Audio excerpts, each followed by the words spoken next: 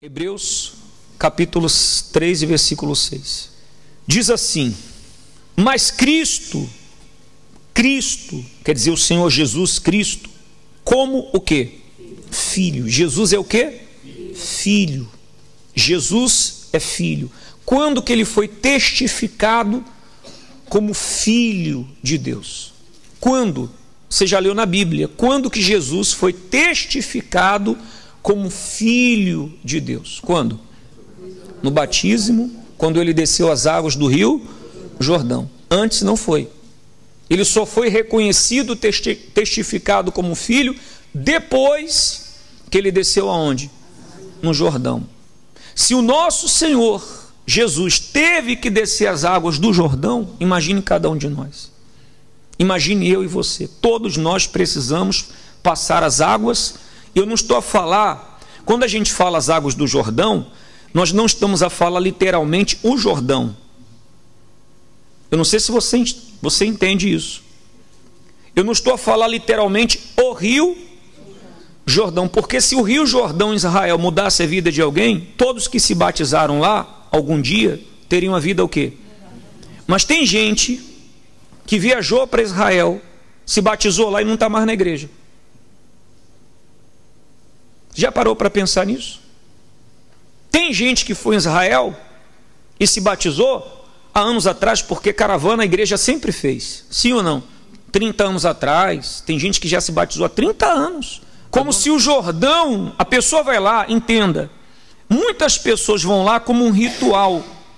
Muitas pessoas vão lá como uma superstição. Deu para entender? Porque acham que as águas do Jordão são águas o quê? Milagrosas. E não é isso.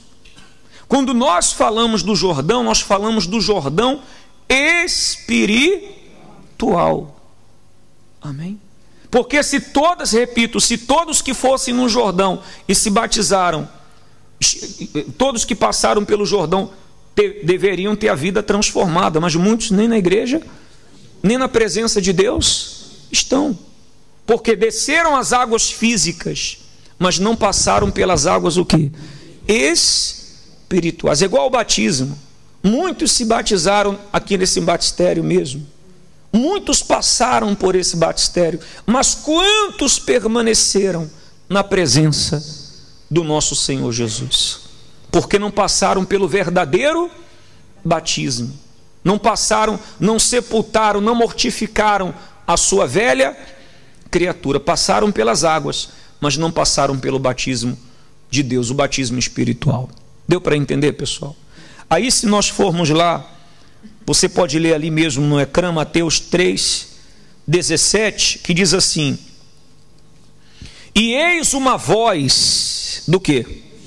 Não foi um anjo, não foi um arcanjo que desceu, foi apenas o quê? Uma voz. Você está a ouvir o que agora? Uma voz, uma palavra. Amém? Você não vê Deus, nós não vemos Deus, nós não apalpamos, nem Jesus viu Deus.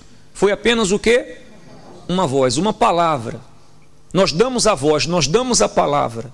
E diz aí: e eis uma voz que dizia: este é o meu filho amado. Você sabe que tem filhos e filhos. A senhora que é mãe, que tem mais de um filho, 2, 3, 4, 5 filhos, não sei, 10 filhos, 15 filhos. Tem gente que tem muitos filhos. Sempre tem aquele filho que o senhor é mais o quê? Apegado.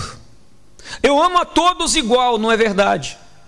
Não é verdade. Sempre, quem tem mais de um filho é assim. Sempre tem um filho que a mãe ou o pai tem mais o quê?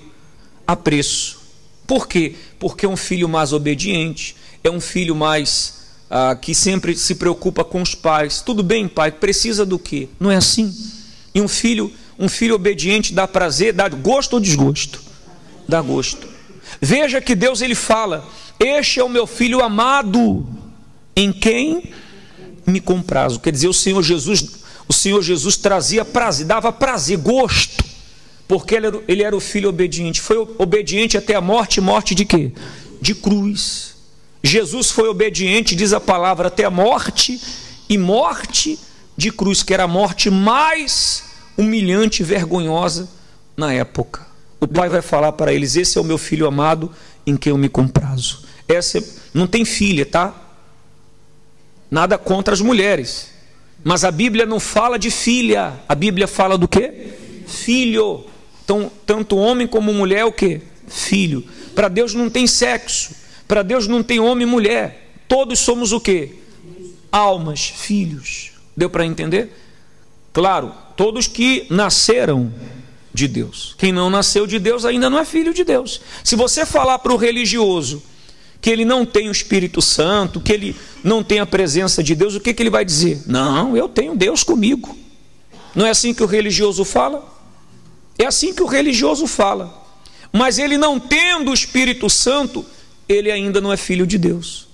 Ela ainda não é filho de Deus. O Espírito de Cristo, esse tal, não é dele. Então nós temos que ter o Espírito Santo. E quem tem o Espírito Santo automaticamente se torna o quê? Filho de Deus. Amém? Aí voltando aqui em Hebreus, diz assim: mas Cristo como filho sobre a sua própria casa, a qual casa somos nós. Quer dizer, quando a pessoa recebe o Espírito Santo, ela se torna morada de Deus. Se tão somente conservarmos firme a confiança e a glória da esperança até quando? Até o fim. O José, esse senhor que foi pastor, vocês entenderam a história dele? Gente, ele foi pastor. Um dia ele estava pregando a palavra e de repente estava como morador de rua. Ele não perseverou até o quê? Em dado momento entrou a malícia. Ele falou isso. Entrou os maus olhos, entrou a malícia. E ele falou malícia do quê? Do altar. Interessante, né? Pregando a palavra e tinha malícia do altar. E você sabe que malícia também é o quê? É pecado. Maus olhos é pecado. Porque às vezes a pessoa diz assim: mas eu não roubei, eu não adulterei. Mas a pessoa tem malícia, tem maus olhos. Isso também é o quê? É pecado. E o José, em dado momento, ele permitiu que o pecado entrasse na vida dele. O problema não é a pessoa errar, porque errar todos nós podemos. O problema é que a pessoa erra, mas depois não encontra o quê? O arrependimento. Porque o arrependimento está aí para todos. O arrependimento é para todos, para mim, para você, para todos nós. O arrependimento tanto para quem está lá fora, para se arrepender e voltar e vir para Jesus, como o arrependimento para quem está onde? Para não cair, para não desanimar, para não desistir. Quando tentado, quando você for tentado, quando você passar uma situação, de repente até pecou, arrependa-se, peça a misericórdia de Deus. Amém? Deu para perceber? Não fique caído não. Não fique prostrado não. Não está escrito lá nas cartas apocalípticas, a carta para a igreja de Éfeso, quando o Senhor Jesus disse assim: arrepende-te e volta à prática do quê? Que é o primeiro amor. Lembra disso? Ele fala: lembra-te de onde caíste, arrepende-te. Por que ele fala arrepende-te com a igreja? Porque tem pessoas na igreja que precisam do quê? Do arrependimento. Isso independente se é pastor, porque eu me incluo nisso, para o obreiro não dizer assim: ah, mas obreiro também, membro também, estamos todos inclusos. Ou você acha que para Deus tem título? Diante de Deus existe título? Pastor, bispo, arcebispo, obreiro. Todos nós, diante de Deus, somos o quê? Almas, somos iguais. Não tem ninguém melhor do que ninguém. Eu não sou melhor do que você, você não é melhor que eu. Amém? Todos nós precisamos do arrependimento de quem?